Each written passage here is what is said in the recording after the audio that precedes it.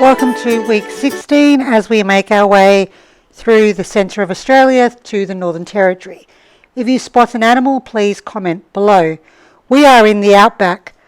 Now, I'd like to put a disclaimer out there that we are visiting First Nations country, so hopefully I haven't disrespected anybody, and wasn't my intention, just putting this out there.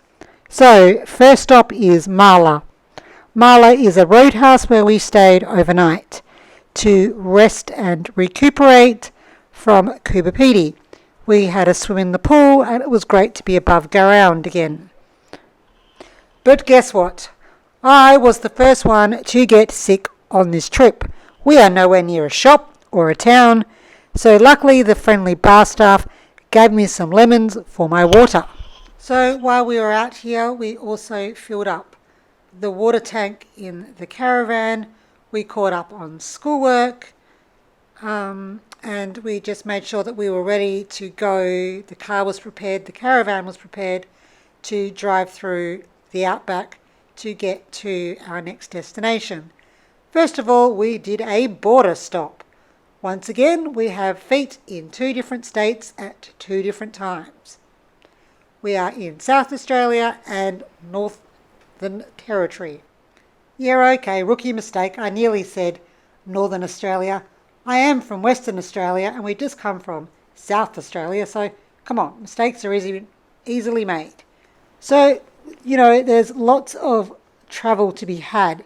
So instead of making one big trip to our destination, we are breaking it up like we did with the Nullarbor, staying at various roadhouses along the way. We stayed at Eldunda to stand in the centre of Australia and to visit the emu farm. How cool are these fellas? Check them out. First we had to have a drink at the emu bar, then we checked out the emus. They were such little funny characters. So we are trying to make our way to Uluru, also known as Ayers Rock back in the 80s, but it is now known as Uluru. We will be making a stop on the way for an educational activity, so stay tuned to find out where we stop to make paper. First of all, we had to enjoy our time here at Eldunda. And not only is there this little emu farm, but we were rewarded with the most amazing sunsets yet. The sunsets in the Outback are truly amazing, and the dirt is real red out here. This red dirt is all through the car and all through the caravan already. So, interesting times. But, like I said, check out this gorgeous sunset. Eldunda is known as the Red Centre of Australia. It is on the junction of the Stuart Highway and the Lassiter Highway. It sits roughly 200 to 250 kilometres southwest of Alice Springs. Eldunda began as a pastoral lease in the late 1800s during the expansion of cattle stations across central Australia. The name Eldunda is believed to come from an Aboriginal word. The area formed part of the enormous network of remote stations that supplied beef to South Australia and the Northern Territory markets. Life at these stations were isolated and difficult, water was scarce, transport was slow, and communication was limited for decades. Camel teams and horse teams were important before modern roads existed. The major turning point came with the development of the north to south transport route that later became known as the Stuart Highway. So please note, it might be hot out here. You might see a lovely body of water like a river or a billabong or something, but do not swim in the water. No swimming unless it is a swimming pool, and even then, check for crocodiles. So on the way to Curtin Springs, we passed Mount Uluru. Mount Connor is given the nickname Mount Uluru because when people first see it, they think it's Uluru. Ha ha, good practical joke for Mount Connor. This poor structure gets not much attention, so please pay it a visit. So we stopped at Curtin Springs Roadhouse to make paper. You can stay here overnight, but we decided just to do the activity and keep making our way to our destination. Of course, we are road schooling, so the paper making project was part of our plan all along. So this project at Curtin Springs is one of the most unusual and creative attractions in Central Australia. They produce handmade paper from native desert grasses gathered on the station property. The project was developed as a way to use local natural materials sustainably while creating art and craft products connected to the landscape. The paper is commonly made from native spinifex and other desert grasses, plant fibres collected from the surrounding station country. The fibres are processed, pulped and turned into textured handmade sheets because desert grasses are tough and fibrous. The finished paper has a distinctive natural look and feel.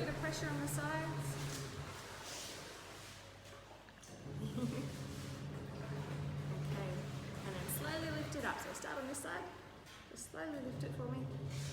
What? Good job. You're a natural. Looks like food. That's okay. So over the edge. Give a little wiggle. Good job. Now I'm going to take this one, okay? You got the bottom? Yeah. Go over to the post. Oops. Where'd your brothers go? Good job. So a little bit of pressure.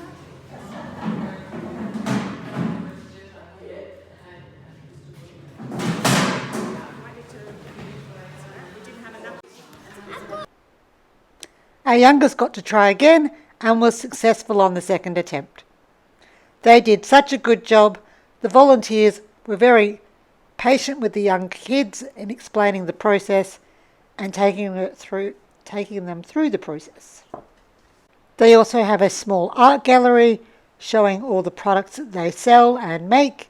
So it's a good little activity. There is a cafe on site. There is a dress here made out of paper and some other random paper products made from the local grasses. Then it was time to drive to our main destination. So, forget I Spy, it was I Spy Uluru. It was great fun sitting in the car, watching this massive monolith get bigger and bigger and bigger until we were right there. Yay, another bucket list item ticked. Comment below if you have been to Uluru. How was your experience? Was it amazing? It truly was amazing. This guy is huge. I have never seen anything so big. And of course, you cannot capture the size on photo or film. To appreciate the true size of this monolith, you need to see it in person. We are staying at the Ayers Rock campground, which is part of the Ayers Rock resort. There is plenty of hotels, camping sites and restaurants. So of course we went for a little walk to check out the monolith, and we came across these cave paintings by the First Nations people. Please note that Uluru is a sacred ground. Please respect all the signage that is everywhere. It will tell you where you can and cannot go. Now, to actually access Uluru or the resort or anything to do with this destination, you need a park pass. These can be bought at reception or at various places throughout the resort. You cannot drive anywhere without one of these passes. So while we were at the resort, they were doing controlled burning off to prevent the devastation of bushfires. We at one point thought there was a bushfire, but having spoken to the locals around, it was confirmed that this is regular burning off. They do it all the time to protect the resort from bushfire, as we are kilometres away from any type of major hospital or emergency services. Apart from needing a park pass, you may need a fly net, as flies are quite prevalent out here. Please wear a hat, please wear a sunscreen, please wear closed-in shoes, please stick to the signs, and also please carry water. There are water refilling stations all around the resort and the park. I am no good at pronouncing the Aboriginal names for places here, so I'm just going to use white man's terms. So, of course, when you're out here, You can also visit the Olgas.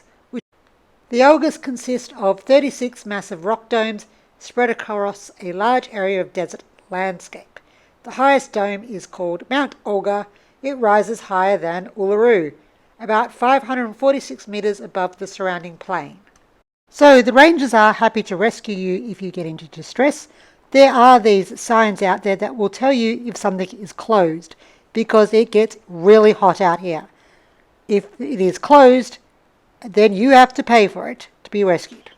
So like I said, there are these free water stations. Drinking is just fine. Young man is a little over the flies.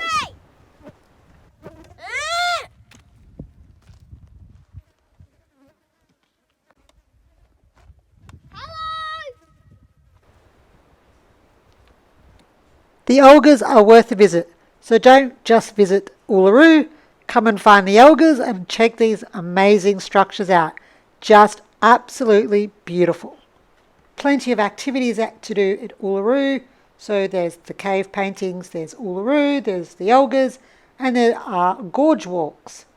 So like I said, please take note if the area is closed due to extreme heat, do not attempt this.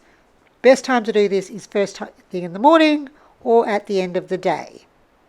The gorge walk is absolutely stunning too. I cannot explain how much beauty is out here. You need to see it in person. Apart from the extreme weather signage, there are also other signs out here for information about the different locations. There are also cultural sensitive signs as well. If something says do not proceed or do not enter, please respect these sacred sites and do not do exactly what the sign says. There are also signs that say only women in this area or only men in this area.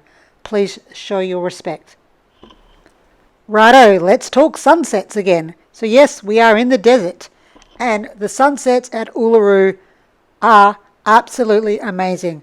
Grab yourself a time-lapse camera, because the rock, which we're calling it, the monolith, the rock, changes colour during sunset. It is absolutely a magical experience. I am so amazed at how many colours one rock can be. So, Uluru used to be known as Ayers Rock. It is called Uluru. It is 450 kilometres southwest of Alice Springs. Its height above surrounding plain is 348 metres. Its circumference is roughly 9.4 kilometres. Its geological age is hundreds of millions of years. The traditional owners are the Aboriginal people of the area, known as the Anangu. My apologies if that is not correct. Although it looks like a single rock, much of Uluru extends underground. It is a deeply sacred place for the Aboriginal people. There are many traditional laws and stories and spiritual beliefs associated with this place. So once again, please show your respect. So of course, we were blessed to be able to participate in one of the many activities here. We participated in a hunter-gatherer talk and a bush tucker talk. These were all important for the boys' homeschooling, and it was lovely to speak to the local people and to hear their stories. Truly is an amazing experience. You need to book these as they get quite busy, as you can well imagine. The bush tucker talk was an eye-opener, and the boys would really like to try a widgety grub, maybe at some point, but not today. As you can see from these photos, it is quite busy. Lots of pushing and shoving, but you know, at least my kids are respectful. Once again, we were blessed with yet another amazing sunset. This one is of the Olgas. And then it was time for some more amazing history. Nope. Let's go with on the bus. We got to go on the Field of Lights tour, and we had to get on a bus to do this, to be driven out to the site. This is the only way you can see the Field of Lights, is by buying a paid ticket.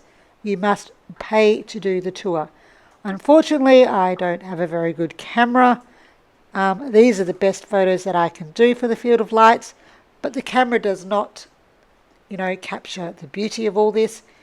To be able to really enjoy the beauty of these lights, it's best to see it in person. It was interesting to see the park at night time. It does offer a different perspective of Uluru and what the resort has to offer. The boys got in their photo of the Ayers Rock sign. They loved the bus. They thought it was pretty much cool. They felt like they were VIP. Now for something different, not a sunset, but a sunrise. So yes, once again, Uluru changes into different, many colours, multiple colours let's say, at sunset. Another must do. Then we decided we will do some of the walk. We were not going to walk our whole entire way around the circumference of the rock. We just did a short walk to see what we could find. After heavy rains, there sometimes is a waterfall effect over Uluru. This hasn't happened in a while as it has been quite dry. On our base walk, we did come across a sign about respecting the area, so we decided to not to take photos. So please, once again, be mindful of the signage. We also found a boardwalk that we could visit to take photos of the big rock. So to clarify, the don't take photo sign is only in some places. It doesn't mean you can't take any photos. Just of that area where the sign is, just keep walking along until you get to another section and you can take a photo. As I have previously mentioned, we are in the desert. It does get quite hot out here. The best time to visit Uluru is May to August. Temperatures can reach above 40 degrees, with midday walking restrictions, and the ranger will close the park.